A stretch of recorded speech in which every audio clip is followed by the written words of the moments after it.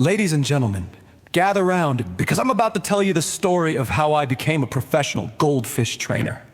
Yes, you heard me right. Goldfish trainer.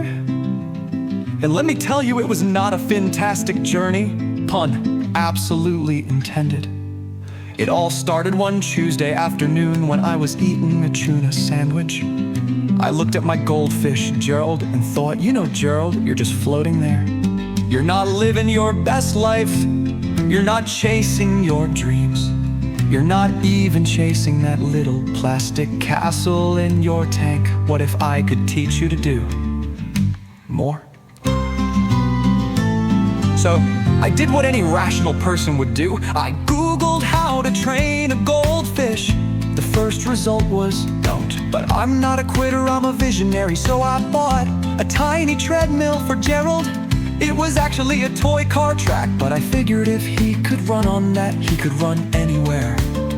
Day one of training was a disaster. Gerald just floated there staring at me like, what is this nonsense? I tried motivating him with fish food. I tried playing Eye of the Tiger. I even tried whispering, you're a shark, Gerald, be the shark.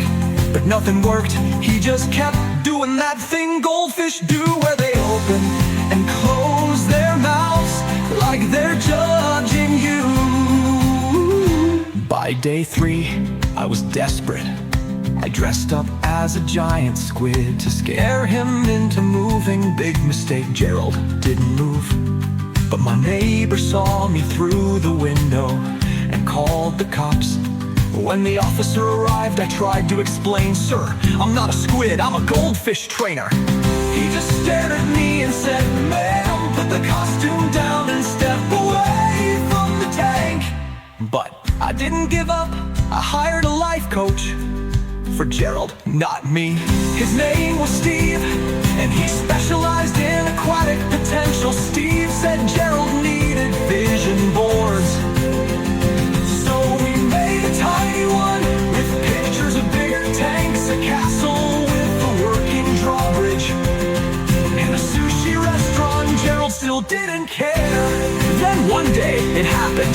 Gerald swam through a hoop.